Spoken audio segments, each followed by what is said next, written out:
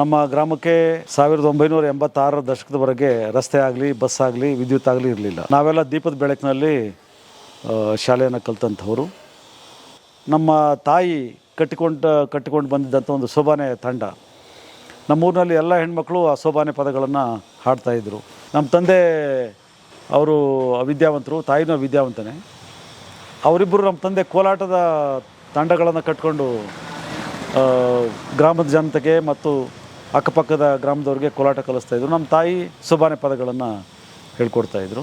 ನಾನು 1985ರಲ್ಲಿ ನನ್ನ ಮೊದಲನೇ MA ಪದವಿಯನ್ನು 5ನೇ ರ್ಯಾಂಕ್ ಮೈಸೂರು ವಿಶ್ವವಿದ್ಯಾಲಯದಲ್ಲಿ ನಾನು ರ್ಯಾಂಕ್ನೊಂದಿಗೆ ಪದವಿಯನ್ನು ಮುಕ್ತಾಯ ಮಾಡಿದೆ. ಅಲ್ಲಿಂದ ಇತ್ತೀಚಿನ ದಿನಗಳವರೆಗೆ ನಾನು ಸುಮಾರು 8 MA ಪದವಿಗಳನ್ನು, 1 MCom ಪದವಿಯನ್ನು, 1 MPhil ಪದವಿಯನ್ನು, 1 PhD ಪದವಿಯನ್ನು ಮತ್ತು 9 ಸ್ನಾತಕೋತ್ತರ ಡಿಪ್ಲೊಮಾ ಪದವಿಗಳನ್ನು ನಾನು ಮುಕ್ತಾಯ ಮಾಡಿದೆ. ಇನ್ನೂ ನಾನು ಓದಬೇಕು ಅಂಥೇಳಿ ನನ್ನ ಪದವಿಗಳು ಹಾಗೆ ಬಾಕಿ ಇದೆ. ಪರೀಕ್ಷೆಗಳು ಬರೆಯೋದು ಕೂಡ ಬಾಕಿ ಇದೆ. ನಾನು MA ಪದವಿ ಅಂತಿಮ ವರ್ಷದಲ್ಲಿದ್ದಾಗ ಕರ್ನಾಟಕ ಲೋಕಸೇವಾ ಆಯೋಗ ನಡೆದಂಥ ಪರೀಕ್ಷೆಯಲ್ಲಿ ನಾನು ಉತ್ತೀರ್ಣನಾಗಿ 1985 ಜೂನ್ ತಿಂಗಳಲ್ಲಿ ನಾನು ಪರೀಕ್ಷೆ ಮುಗಿದ ತಕ್ಷಣ ಸರ್ಕಾರಿ ನೌಕರಿಗೆ ಸೇರಿದೆ. ನನಗೆ 1986ನೇ ಇಸ್ವಿಯಲ್ಲಿ ನಾನು ಕರ್ನಾಟಕ ಲೋಕಸೇವಾ ಆಯೋಗದಿಂದ ಗೆಜೆಟೆಡ್ ಅಧಿಕಾರಿಯಾಗಿ ಆಯ್ಕೆಯಾದೆ. 93ನೇ ವರ್ಷದಲ್ಲಿ ಕನ್ನಡ ಮತ್ತು ಸಂಸ್ಕೃತಿ ಇಲಾಖೆಗೆ ಉಪನಿರ್ದೇಶಕನಾಗಿ ಮೈಸೂರು ವಿಭಾಗಕ್ಕೆ ನೇಮಕಗೊಂಡೆ. ಅಲ್ಲಿ ನಾನು ಉಪನಿರ್ದೇಶಕನಾಗಿ ಮತ್ತು ಅದಾದಮೇಲೆ ಅಲ್ಲಿಂದ ನನಗೆ ಬಡ್ತಿ ಸಿಕ್ಕ ಮೇಲೆ ಜಂಟಿ ನಿರ್ದೇಶಕರ ಶ್ರೇಣಿಯಲ್ಲಿ ನಾನು 1.5 ವರ್ಷ ಅಲ್ಲಿ ಕೆಲಸ ಮಾಡಿದೆ. ಅದಾದಮೇಲೆ ಮತ್ತೆ ನಾನು ವಾಪಸ್ ಆಹಾರ ಇಲಾಖೆಗೆ ಉಪನಿರ್ದೇಶಕನಾಗಿ ಸೇರಿಕೊಂಡೆ.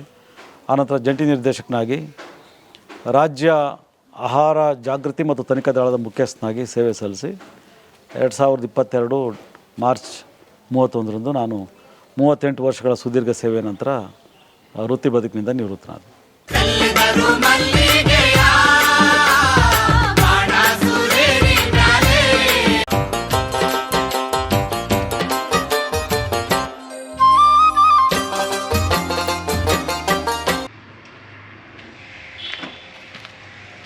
ಆತ್ಮೀಯ ಜನಪದ ಸಿರಿ ವೀಕ್ಷಕರಿಗೆ ನಿಮ್ಮ ಜನಗಳಲ್ಲಿ ಕಾಂತರಾಜು ಮಾಡುವ ನಮಸ್ಕಾರಗಳು. ಕನ್ನಡ ನಾಡಿನ ಸಮೃದ್ಧ ಸಾಂಸ್ಕೃತಿಕ ಸಂಪತ್ತನ್ನು ವಿಶ್ವವಿಖ್ಯಾತಗೊಳಿಸ್ತಾ ಇರತಕ್ಕಂಥವರು ಸಾಂಸ್ಕೃತಿಕ ಸಂಘಟಕರು ಸ್ನೇಹಿತರೆ. ಅಂತಹ ನಾಡಿನ ಹೆಸರಾಂತ ಪ್ರಖ್ಯಾತ ಸಂಘಟಕರ ಪಟ್ಟಿಯಲ್ಲಿ ಕಾಣಸಿಗ್ತಕ್ಕಂಥದ್ದು ಕೆ ರಾಮೇಶ್ವರಪ್ಪ ಅವರ ಹೆಸರು ಸ್ನೇಹಿತರೆ. ಮೈಸೂರಿನಲ್ಲಿದ್ದುಕೊಂಡು ಕನ್ನಡ ನಾಡಿನ ಸಂಸ್ಕೃತಿಯನ್ನು ವಿಶ್ವದೆಲ್ಲೆಡೆ ಪಸರಿಸ್ತಾ ನಾಡಿನ ಸಾಂಸ್ಕೃತಿಕ ಹಿರಿಮೆಯನ್ನು ಹೆಚ್ಚಿಸ್ತಾ ಇರತಕ್ಕಂಥ ನಾಡಿನ ಹೆಸರಾಂತ ಕಲಾವಿದರು ಹಾಗೂ ಸಾಂಸ್ಕೃತಿಕ ಸಂಘಟಕರು ಆಗಿರ್ತಕ್ಕಂಥ ಕೆ ರಾಮೇಶ್ವರಪ್ಪನವರ ಬದುಕಿಗೆ ತಮ್ಮೆಲ್ಲರಿಗೂ ಸ್ವಾಗತ ಸ್ನೇಹಿತರೆ. ಜನಪದ ಸಿರಿಯ ಎಲ್ಲ ವೀಕ್ಷಕರಿಗೂ ಮೈಸೂರಿಗೆ ಸ್ವಾಗತವನ್ನು ಕೋರ್ತಾ ಇದ್ದೇನೆ. ಸರ್ ನಮಸ್ಕಾರ. ಸರ್ ನಮಸ್ಕಾರ. ಬರಬೇಕು ಜನಪದ ಸಿರಿ. ಥ್ಯಾಂಕ್ ಯು ಸರ್, ಸಮಯ ಕೊಟ್ಟಿದ್ದಕ್ಕೆ ತುಂಬ ಚೆನ್ನಾಗಿದೆ ಸರ್. ಭಾಳ ಸಂತೋಷ. ನಮ್ಮ ಮನೆಗೆ ಸ್ವಾಗತ. Thank you so much sir. Thank you so much. ಟಿವಿಗಳಲ್ಲಿ ನೋಡ್ತಿದ್ದೆ, ನಿಮ್ಮನ್ನು ವೇದಿಕೆ ಮೇಲೆ ನೋಡ್ತಿದ್ದೆ, ನೇರವಾಗಿ ನೋಡುವಂಥ ಭಾಗ್ಯ ಕೊಟ್ಟರೆ, ಸಮಯ ಕೊಟ್ಟಿದ್ದಕ್ಕೆ ಭಾಳ ಸಂತೋಷ. Thank you sir. ಬೆಂಗಳೂರಿನಿಂದ ಮೈಸೂರಿಗೆ ಬಹಳ ದೂರ ಪ್ರಯಾಣ ಮಾಡಿಕೊಂಡು ನಮ್ಮ ಮನೆಗೆ ಆಗಮಿಸಿರುವ ಜನಪದ ಸಿರಿ ಜಾನಪದ TV ಚಾನಲ್ ವಾಹಿನಿಗೆ ನಾನು ಆತ್ಮೀಯವಾಗಿ ಸ್ವಾಗತ ಮಾಡ್ತೀನಿ. ನಮ್ಮ ಮನೆಗೆ ಪ್ರೀತಿಪೂರ್ವಕವಾದಂಥ ಸ್ವಾಗತ. ಜನಪದ ಸಿರಿ ವಾಹಿನಿಯ ಎಲ್ಲ ಆತ್ಮೀಯ ಶ್ರೋತೃ ಬಾಂಧವರಿಗೆ ನನ್ನ ಪ್ರೀತಿಪೂರ್ವಕವಾದಂಥ ನಮಸ್ಕಾರಗಳು. ನನಗೆ ಇವತ್ತು ಬಹಳ ಸಂತೋಷ ಆಗ್ತಾ ಇದೆ. ನಾನು ಜನಪದ ಸಿರಿ TV ಚಾನಲ್ ಕಾರ್ಯಕ್ರಮಗಳನ್ನು ವೀಕ್ಷಣೆ ಮಾಡಿದ್ದೇನೆ. ಅವರು ಬಹಳ ಕಷ್ಟಪಟ್ಟು ನಾಡಿನ ಮೂಲೆ ಮೂಲೆಯಲ್ಲಿರುವಂಥ ಕಲಾವಿದರುಗಳನ್ನು, ಅದರಲ್ಲೂ ವಿಶೇಷವಾಗಿ ಜಾನಪದ ಬದುಕಿಗೆ ಸಂಬಂಧಪಟ್ಟಂಥ ಕಲೆಗಳನ್ನು ಮತ್ತು ಕಲಾವಿದರುಗಳನ್ನು ಗುರುತಿಸಿ ಅವರುಗಳನ್ನು ಮುಖ್ಯವಾಹಿನಿಗೆ ಪರಿಚಯ ಮಾಡಿಕೊಡ್ತಕ್ಕಂಥ ಮತ್ತು ಅವರುಗಳ ಕಲೆಯನ್ನು ಪ್ರಸಾರ ಮಾಡುವಂಥ ಕೆಲಸವನ್ನು ಮಾಡ್ತಿದ್ದಾರೆ. ಇದು ಶ್ಲಾಘನೀಯವಾಗಿರ್ತಕ್ಕಂಥ ಕೆಲಸ. ಇಂಥ ಒಂದು ಸಾಂಸ್ಕೃತಿಕ ವಾಹಿನಿ ನನ್ನ ಸಾಂಸ್ಕೃತಿಕ ಬದುಕಿನ ಬಗ್ಗೆ ಚರ್ಚೆ ಮಾಡಲಿಕ್ಕೆ ಮತ್ತು ನನ್ನ ಅನುಭವಗಳನ್ನು ವೀಕ್ಷಕರಿಗೆ ಹಂಚಿಕೊಳ್ಳಿಕ್ಕಾಗಿ ನಮ್ಮ ಮನೆಗೆ ಮೈಸೂರಿಗೆ ಆಗಮಿಸಿದ್ದಾರೆ. ಬೆಂಗಳೂರಿನಿಂದ ಇಲ್ಲಿಗೆ ಆಗಮಿಸಿ ನನ್ನ ಸಾಂಸ್ಕೃತಿಕ ಬದುಕಿನ ವಿವರಗಳನ್ನು ಸಂಗ್ರಹಿಸಿ ನಾಡಿನ ಜನತೆಗೆ ಪ್ರಚಾರ ಮಾಡಲಿಕ್ಕೆ ಬಂದಿರತಕ್ಕಂಥ ಜನಪದ ಸಿರಿ ವಾಹಿನಿಗೆ ನಾನು ಆತ್ಮೀಯವಾಗಿ ಸ್ವಾಗತ ಮಾಡ್ತೇನೆ. ಸರ್ ನಮಸ್ಕಾರ. ರಾಮೇಶ್ವರಪ್ಪನವರು ಹೆಸರು ಸಾಂಸ್ಕೃತಿಕ ಲೋಕದಲ್ಲಿ ಎಲ್ಲರೂ ಕೇಳ್ಪಟ್ಟಿದ್ದಾರೆ. ಒಬ್ಬ ಉತ್ತಮ ಸಾಂಸ್ಕೃತಿಕ ಸಂಘಟಕರಾಗಿ ತಮ್ಮನ್ನು ತಾವು ನಿರೂಪಿಸ್ಕೊಂಡಿದ್ದೀರಿ ಸಾಂಸ್ಕೃತಿಕ ವಲಯದಲ್ಲಿ.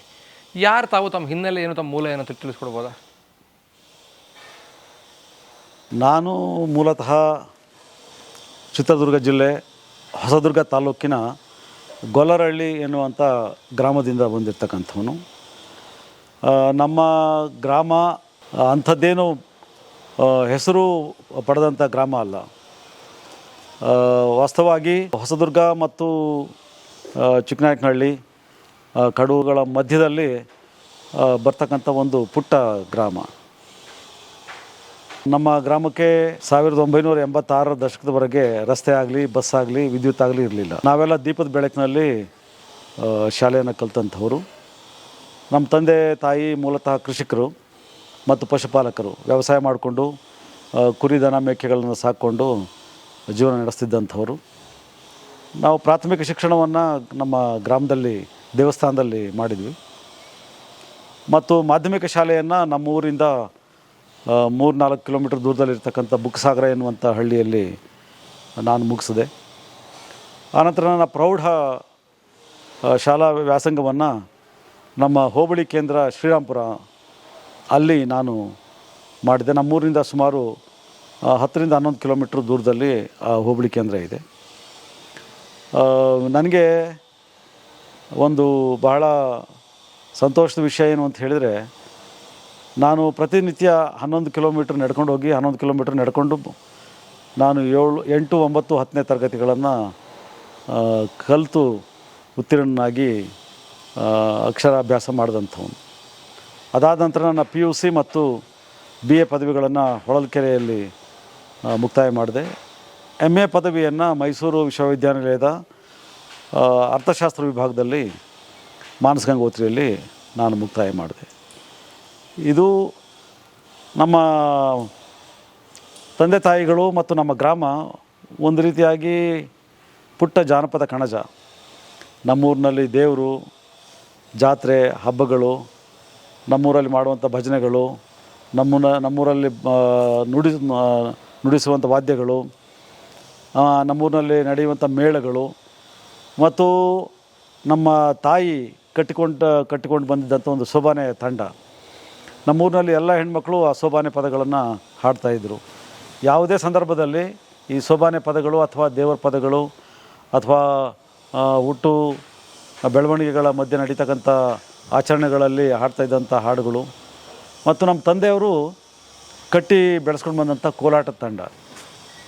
ನಮ್ಮ ತಂದೆ ಅವರು ಅವಿದ್ಯಾವಂತರು, ತಾಯಿನೂ ವಿದ್ಯಾವಂತನೇ. ಅವರಿಬ್ಬರು ನಮ್ಮ ತಂದೆ ಕೋಲಾಟದ ತಂಡಗಳನ್ನು ಕಟ್ಕೊಂಡು ಗ್ರಾಮದ ಜನತೆಗೆ ಮತ್ತು ಅಕ್ಕಪಕ್ಕದ ಗ್ರಾಮದವ್ರಿಗೆ ಕೋಲಾಟ ಕಲಿಸ್ತಾಯಿದ್ರು. ನಮ್ಮ ತಾಯಿ ಸೋಬಾನೆ ಪದಗಳನ್ನು ಹೇಳ್ಕೊಡ್ತಾಯಿದ್ರು. ನಾನು ನನ್ನ ಬಾಲ್ಯದ ದಿನಗಳನ್ನು ಗ್ರಾಮದಲ್ಲಿ ಕಳೆಯುವಂಥ ಸಂದರ್ಭದಲ್ಲಿ ಇವೆಲ್ಲವನ್ನೂ ಕೂಡ ನಾನು ಅವ್ರ ಜೊತೆ ಸೇರಿಕೊಂಡು ಕಲೀಲಿಕ್ಕೆ, ಅನುಭವಿಸ್ಲಿಕ್ಕೆ ಅವಕಾಶ ಆಯಿತು. ಆ ನೆನಪನ್ನು ನಾನು ಗ್ರಾಮ ಬಿಟ್ಟ ಮೇಲೂ ಕೂಡ ನಾನು ಮರೀಲಿಲ್ಲ. ಅದನ್ನು ಹಾಗೇ ಮುಂದುವರ್ಸ್ಕೊಂಡು ಬಂದು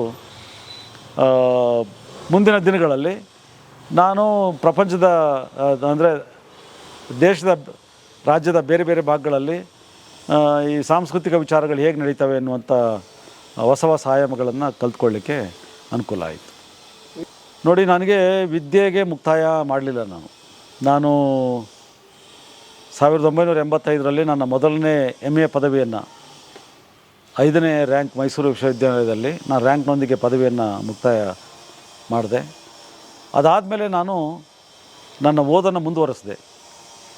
ಅಲ್ಲಿಂದ ಇತ್ತೀಚಿನ ದಿನಗಳವರೆಗೆ ನಾನು ಸುಮಾರು 8 MA ಪದವಿಗಳನ್ನು, 1 MCom ಪದವಿಯನ್ನು, 1 MPhil ಪದವಿಯನ್ನು, 1 PhD ಪದವಿಯನ್ನು ಮತ್ತು 9 ಸ್ನಾತಕೋತ್ತರ ಡಿಪ್ಲೊಮಾ ಪದವಿಗಳನ್ನು ನಾನು ಮುಕ್ತಾಯ ಮಾಡಿದೆ. ಇನ್ನೂ ನಾನು ಓದಬೇಕು ಅಂಥೇಳಿ ನನ್ನ ಪದವಿಗಳು ಹಾಗೆ ಬಾಕಿ ಇದೆ. ಪರೀಕ್ಷೆಗಳು ಬರೆಯೋದು ಕೂಡ ಬಾಕಿ ಇದೆ. ನಾನು MA ಪದವಿ ಅಂತಿಮ ವರ್ಷದಲ್ಲಿದ್ದಾಗ ಕರ್ನಾಟಕ ಲೋಕಸೇವಾ ಆಯೋಗ ನಡೆದಂಥ ಪರೀಕ್ಷೆಯಲ್ಲಿ ನಾನು ಉತ್ತೀರ್ಣನಾಗಿ 1985 ಜೂನ್ ತಿಂಗಳಲ್ಲಿ ನಾನು ಪರೀಕ್ಷೆ ಮುಗಿದ ತಕ್ಷಣ ಸರ್ಕಾರಿ ನೌಕರಿಗೆ ಸೇರಿದೆ. ನಾನು ಆಹಾರ ಇಲಾಖೆಗೆ. ಅದಾದ ಮೇಲೆ ನನಗೆ IAS ಮತ್ತು KAS ಪರೀಕ್ಷೆಗಳನ್ನ ಬರೀಬೇಕು ಅಂತ ಹೇಳಿ ಇತ್ತು. ನಾನು ಶೈಕ್ಷಣಿಕ ಪದವಿಗಳ ಜೊತೆ ಈ ವೃತ್ತಿ ಪರೀಕ್ಷೆಗಳನ್ನು ಕೂಡ ನಾನು ಬರಿತಾ ಹೋದೆ. ಸೊ ಅದಾದಮೇಲೆ ನನಗೆ 1986ನೇ ಇಸ್ವಿಯಲ್ಲಿ ನಾನು ಕರ್ನಾಟಕ ಲೋಕಸೇವಾ ಆಯೋಗದಿಂದ ಗೆಜೆಟೆಡ್ ಅಧಿಕಾರಿಯಾಗಿ ಆಯ್ಕೆಯಾಗಿ ಅದಾದಮೇಲೆ ನಾನು 93ನೇ ವರ್ಷದಲ್ಲಿ ಕನ್ನಡ ಮತ್ತು ಸಂಸ್ಕೃತಿ ಇಲಾಖೆಗೆ ಉಪನಿರ್ದೇಶಕನಾಗಿ ಮೈಸೂರು ವಿಭಾಗಕ್ಕೆ ನೇಮಕಗೊಂಡೆ. ಅಲ್ಲಿ ನಾನು ಉಪನಿರ್ದೇಶಕನಾಗಿ ಮತ್ತು ಅದಾದಮೇಲೆ ಅಲ್ಲಿಂದ ನನಗೆ ಬಡ್ತಿ ಸಿಕ್ಕ ಮೇಲೆ ಜಂಟಿ ನಿರ್ದೇಶಕರ ಶ್ರೇಣಿಯಲ್ಲಿ ನಾನು 1.5 ವರ್ಷ ಅಲ್ಲಿ ಕೆಲಸ ಮಾಡಿದೆ. ಅದಾದಮೇಲೆ ಮತ್ತೆ ನಾನು ವಾಪಸ್ ಆಹಾರ ಇಲಾಖೆಗೆ ಉಪನಿರ್ದೇಶಕನಾಗಿ ಸೇರಿಕೊಂಡೆ. ಆನಂತರ ಜಂಟಿ ನಿರ್ದೇಶಕನಾಗಿ ರಾಜ್ಯ ಆಹಾರ ಜಾಗೃತಿ ಮತ್ತು ತನಿಖಾ ದಳದ ಮುಖ್ಯಸ್ಥನಾಗಿ ಸೇವೆ ಸಲ್ಲಿಸಿ 2022 ಮಾರ್ಚ್ 31ರಂದು ನಾನು 38 ವರ್ಷಗಳ ಸುದೀರ್ಘ ಸೇವೆ ನಂತರ ವೃತ್ತಿ ಬದುಕಿನಿಂದ ನಿವೃತ್ತನಾದೆ. ಈಗ ನೋಡಿ, ನಾವು ಬಾಲ್ಯದಲ್ಲಿ ಏನನ್ನು ನೋಡಿರ್ತೇವೆ, ಏನನ್ನು ಕಲ್ತಿರ್ತೇವೆ, ಅವುಗಳು ನಮ್ಮ ಸಾವಿನೊಂದಿಗೆ ಮಾತ್ರ ಮರೆಯುವಂಥ ವಿಷಯಗಳು. ನಾವು ಹುಟ್ಟಿದ ನಮ್ಮನ್ನು ಹೆತ್ತಂಥ ತಂದೆ ತಾಯಿಗಳು, ನಾವು ಹುಟ್ಟಿದಂಥ ಊರು, ನಾವು ಮೆಟ್ಟಿದಂಥ ಮನೆ, ನಾವು ಆಡಿದಂಥ ಭಾಷೆ ಮತ್ತು ನಾವು ನಲಿದಾಡಿದಂಥ ಜನ, ಅಲ್ಲಿ ಕಲಿತಂಥ ಆಟ ಪಾಠಗಳು, ಅವುಗಳನ್ನು ನಾವು ಯಾವತ್ತೂ ಕೂಡ ನಾವು ಮರೀಲಿಕ್ಕೆ ಆಗೋದಿಲ್ಲ. ನಾನು ನನ್ನ ಬಾಲ್ಯದಲ್ಲಿ ಏನನ್ನೆಲ್ಲ ನೋಡಿದ್ದೇನೆ, ಏನನ್ನೆಲ್ಲ ಕಲ್ತಿದ್ದೇನೆ, ಅದು ನನ್ನ ಮುಂದಿನ ಎಲ್ಲ ಕಲಿಕೆಗೆ ಅದು ಆಧಾರ ಆಯಿತು. ನಮ್ಮ ತಂದೆ ಕಲಿಸ್ತಾ ಇದ್ದಂಥ ಕೋಲಾಟ, ಆ ಕೋಲಾಟದಲ್ಲಿ ಬರ್ತಾ ಇದ್ದಂಥ ಪದಗಳು, ಆ ಕುಣಿತದ ಗತ್ತುಗಳು, ಮತ್ತು ನಮ್ಮ ತಾಯಿ ಹಾಡ್ತಾ ಇದ್ದಂಥ ಸೋಬಾನೆ ಮತ್ತು ಬೇರೆ ಬೇರೆ ಹಾಡುಗಳು, ಮತ್ತು ನಮ್ಮ ಊರಿನಲ್ಲಿ ನಡೀತಾ ಇದ್ದಂಥ ದೇವರುಗಳ ಉತ್ಸವಗಳು, ಆ ದೇವರುಗಳನ್ನು ಕುಣಿಯುವಂಥ ರೀತಿ ನೀತಿಗಳು, ಆಮೇಲೆ ದೇವರ ಕುಣಿತಕ್ಕಾಗಿ, ದೇವರ ಪೂಜೆಗಾಗಿ ಬಳಸ್ತಾ ಇದ್ದಂಥ ಅರೆವಾದ್ಯ, ಕರಡಿ ಮಜಲು, ತಮಟೆ, ಇವೆಲ್ಲವೂ ಕೂಡ ನಮ್ಮ ಮನಸ್ಸಿನಲ್ಲಿ ಅಚ್ಚಳಿದೆ ಉಳಿದಿದೆ. ಆಮೇಲೆ ನಮ್ಮ ಊರಿನಲ್ಲಿ ಮಾಡ್ತಾಯಿದ್ದಂಥ ಶ್ರಾವಣ ಮಾಸದ ಶನಿಕಥಾ ಪಾರಾಯಣಗಳು, ಮತ್ತು ನಮ್ಮ ಗ್ರಾಮದಲ್ಲಿ ಪ್ರತಿ ಶನಿವಾರ ಮತ್ತು ಹಬ್ಬ ಹರಿದಿನಗಳು ನಡೀತಾ ಇದ್ದಂಥ ಭಜನೆಗಳು, ಮತ್ತು ರಾಮನವಮಿಯ ಸಂದರ್ಭದಲ್ಲಿ ಬೇರೆ ಬೇರೆ ಗ್ರಾಮಗಳಲ್ಲಿ ತೆಗೆದುಕೊಂಡು ಬರ್ತಾ ಇದ್ದಂಥ ರಾಮ ಭಜನಾ ಯಾತ್ರೆಗಳು, ಆಮೇಲೆ ನಮ್ಮ ಊರಿನಲ್ಲಿ ಆಡ್ತಾಯಿದ್ದಂಥ ನಾವು ಆಟಗಳು, ಗೋಲಿ, ಗಜ್ಜಿಗ, ಕಬಡ್ಡಿ, ಆಮೇಲೆ ಚಿನ್ನಿ ದಾಂಡು, ಇವೆಲ್ಲವನ್ನೂ ಕೂಡ ನಾವು ಇವತ್ತು ಕೂಡ ಮರೀಲಿಕ್ಕೆ ಸಾಧ್ಯ ಇಲ್ಲ. ಅನೇಕ ಥರದ, ಆಮೇಲೆ ನಮ್ಮ ಊರಿನಲ್ಲಿ ನಾವು ಕಲಿತಂಥ ವ್ಯವಸಾಯ, ನಮ್ಮ ವ್ಯವಸಾಯದ ಉಪಕರಣಗಳು, ನಾವು ಹೊಲದಲ್ಲಿ ಯಾವ ರೀತಿಯಾಗಿ ಕೃಷಿ ಕೆಲಸವನ್ನು ಮಾಡ್ತಾಯಿದ್ರು, ಹಬ್ಬಗಳು ಮತ್ತು ಕೃಷಿತನ, ಒಕ್ಕಲುತನ ಹೇಗೆ ಒಟ್ಟೊಟ್ಟಿಗೆ ಸಾಗಿ ಬರ್ತಾಯಿತ್ತು. ಆಮೇಲೆ ನಮ್ಮ ಹತ್ರ ಎಲ್ಲ ಅವಾಗೆಲ್ಲ ವಾಚ್, ಗಡಿಯಾರ ಇರಲಿಲ್ಲ, ರಸ್ತೆಗಳಿರಲಿಲ್ಲ, ಕ್ಯಾಲೆಂಡರ್ಗಳಿರಲಿಲ್ಲ, ಸಂಪರ್ಕ ಇರಲಿಲ್ಲ. ಆದರೆ ಜನ ಸೂರ್ಯನನ್ನು ಒತ್ತನ್ನು ನೋಡಿ ಸಮಯವನ್ನು ನಿರ್ಧಾರ ಮಾಡ್ತಾ ಇದ್ದಂಥ ಕಾಲಮಾನ ಅದು. ಅದನ್ನು ನಾವು ಕಲ್ತ್ಕೊಂಡು ಬಂದ್ವಿ. ಹಾಗೆಯೇ ನಮ್ಮ ತಂದೆ ತಾಯಿಗಳಲ್ಲಿ ಹೇಗೆ ಜೀವನ ಮಾಡ್ತಾಯಿದ್ದಾರೆ, ಆಮೇಲಿಂದ ಒಂದು ಬದುಕನ್ನು ಕಟ್ಟೋದು ಹೇಗೆ, ಈಗ ನಮ್ಮ ತಂದೆ ತಾಯಿ ಹೇಗೆ ಬದುಕು ನಡೆಸ್ತಾ ಇದ್ದಾರೆ, ಅಕ್ಕಪಕ್ಕದವ್ರು ಹೇಗೆ ಬದುಕು ನಡೆಸ್ತಾ ಇದ್ದಾರೆ, ಹಣ ಎಲ್ಲಿಂದ ಬರುತ್ತೆ, ವ್ಯವಸಾಯ ಹೇಗೆ ಮಾಡ್ತಾರೆ, ಇವೆಲ್ಲವನ್ನೂ ಕೂಡ ನಾವು ಆಳವಾಗಿ ಅಲ್ಲಿ ಅಧ್ಯಯನ ಮಾಡಲಿಕ್ಕೆ ಸಾಧ್ಯ ಆಯಿತು. ಬಹುಶಃ ನಮ್ಮ ತಂದೆ ತಾಯಿಗಳು ನಡೆಸ್ತಾ ಇದ್ದಂಥ ಸಂಸಾರಿಕ ಜೀವನ ಇದೆಯಲ್ಲ, ನಮ್ಮ ತಂದೆಯ ಒಕ್ಕಲುತನ, ನಮ್ಮ ತಾಯಿಯ ಒಕ್ಕಲುತನ, ನಮ್ಮ ತಂದೆ ತಾಯಿ ನಡೆಸ್ತಾ ಇದ್ದಂಥ ಈ ಸಾಂಸ್ಕೃತಿಕ ಅಭ್ಯಾಸಗಳು, ನಮ್ಮ ಗ್ರಾಮದಲ್ಲಿ ನಡೀತಾ ಇದ್ದಂಥ ವಿದ್ಯಮಾನಗಳು ಏನಿದಾವಲ್ಲ, ಅವೆಲ್ಲವೂ ಕೂಡ ನನ್ನ ತಿಳುವಳಿಕೆಯ, ನನ್ನ ಅಧ್ಯಯನದ ಆರಂಭಿಕ ಆಧಾರಗಳಾಗಿ ನನ್ನಲ್ಲಿ ಮೈಗೂಡ್ಕೊಂಡಿವೆ. ನನಗಿವತ್ತು ಕೂಡ ನಾನು ಹೇಳೋದು, ನಮ್ಮ ತಂದೆ ತಾಯಿಗಳೇ ನಮಗೆ ಮೂಲ ಶಿಕ್ಷಕರು, ಅವರೇ ನಮ್ಮ ಮೂಲ ಚಿಂತಕರು. ನಾವು ಅವರ ಚಿಂತನೆಗಳ ಆಧಾರದ ಮೇಲೆ, ಅವರು ಅಕ್ಷರ ಕಲ್ತಂಥವರಲ್ಲ. ಈ ಉದಾಹರಣೆಗೆ ಹೇಳಬೇಕು ಅಂದರೆ, ನಮ್ಮ ಮನೆಯಲ್ಲಿ ಅಕ್ಷರವನ್ನು ಕಲಿತಂಥ ಮೊದಲನೆಯ ವಿದ್ಯಾರ್ಥಿ ನಾವು ಯಾವತ್ತೂ ಕೂಡ ಶಾಲೆಗೆ ಹೋಗಿಲ್ಲ. ನಮ್ಮ ಮನೆಯಲ್ಲಿ ಯಾರೂ ಶಾಲೆಗೆ ಹೋಗಿಲ್ಲ, ನಾನು ಮಾತ್ರ ಮೊದಲನೇನು ಶಾಲೆಗೆ ಹೋಗಿರ್ತಕ್ಕಂಥವನು. ಒಡಹುಟ್ಟು ಎಷ್ಟು? ನನಗೆ 4 ಜನ ಸಹೋದರರು, ನಾನು ಸೇರಿ 5 ಜನ, ಪಂಚಪಾಂಡವರು ನಾವು. ನಾನು ಮೊದಲನೇವನು. ಮಿಕ್ಕವರೆಲ್ಲ ಏನು ಮಾಡ್ತಾರೆ? ಇಬ್ಬರು ಹಳ್ಳಿಯಲ್ಲೇ ಇದ್ದಾರೆ, ಅವರು ಕೃಷಿಕರಾಗಿದ್ದಾರೆ. ಒಬ್ಬ BE ಮಾಡಿದ, ಎಲೆಕ್ಟ್ರಿಕಲ್ ಆ್ಯಂಡ್ ಎಲೆಕ್ಟ್ರಾನಿಕ್ಸಲ್ಲಿ ಬೆಂಗಳೂರಿನಲ್ಲಿ ಇದ್ದಾರೆ. ಕೊನೆಯ ತಮ್ಮ ಆತನು ಕೂಡ ಮೈಸೂರಿನಲ್ಲಿ ಅಭ್ಯಾಸ ಮಾಡ್ತಾಯಿದ್ದ. ಆನಂತರ ಅವನಿಗೆ ಅನಾರೋಗ್ಯದ ಕಾರಣ ಅವನು ಇನ್ನಿಲ್ವಾದ. ನಮ್ಮಪ್ಪ ಕಾಡಪ್ಪ, ಕೋಲಾಟದ ಕಾಡಪ್ಪ ಅಂತ, ರಾಮೇಶ್ವರಪ್ಪ. ನಮ್ಮ ತಾಯಿ ಸೋಬಾನೆ ಕೆಂಚಮ್ಮ. ನನ್ನ 2ನೇ ತಮ್ಮ ಲಕ್ಷ್ಮಣಪ್ಪ, ನನ್ನ 3ನೇ ತಮ್ಮ ಪಾಂಡುರಂಗಪ್ಪ, 4ನೇ ತಮ್ಮ ದೇವೇಂದ್ರಪ್ಪ, 5ನೇ ತಮ್ಮ ರಂಗಪ್ಪ. ಏನು ಅಪ್ಪ ಸಂಸ್ಕೃತಿ ನಿಮ್ಮದು? ಅದು ನಮ್ಮ ಕರ್ನಾಟಕದಲ್ಲಿ, ಅದು ವಿಶೇಷವಾಗಿ ಮಧ್ಯ ಕರ್ನಾಟಕದಲ್ಲಿ ಇದ್ದಂಥ ಈ ಅಪ್ಪ ಪರಂಪರೆ. ಎಲ್ಲರಿಗೂ ಅಪ್ಪ ಅಂತಲೇ ಇರ್ತಾಯಿತ್ತು ಮೊದಲೆಲ್ಲ. ಈಗ 90-80ರ ದಶಕದಲ್ಲಿ ಈ ನಾಮಕರಣ ವಿಷಯಗಳು ಬದಲಾವಣೆ ಆಗ್ತಾ ಬಂದು, ಎಲ್ಲ ಹೊಸ ಹೊಸ ಆವಿಷ್ಕಾರಗಳು, ಹೊಸ ಹೊಸ ಆಲೋಚನೆಗಳು ಆ ಥರ ಬಂತು. ಹಾಗಾಗಿ ಹಳ್ಳಿಗಳಲ್ಲಿ ಅಪ್ಪ ಜಾಸ್ತಿ, ಅಪ್ಪ ಅಂತಲೇ ಕರಿತಾಯಿದ್ದೆಲ್ಲ. ಸಿದ್ದಪ್ಪ, ರಂಗಪ್ಪ, ರಾಮಪ್ಪ ಹಾಗೇನೆ ಕರಿತಾಯಿದ್ರು.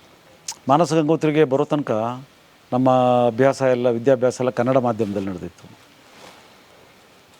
ಮಾನಸ ಗಂಗೋತ್ರಿಗೆ ಸೇರಿದ ತಕ್ಷಣವೇ ನಮ್ಮ MA ಪದವಿ ಅಧ್ಯಯನ ಇಂಗ್ಲೀಷ್ನಲ್ಲಿ ಆರಂಭ ಆಯಿತು.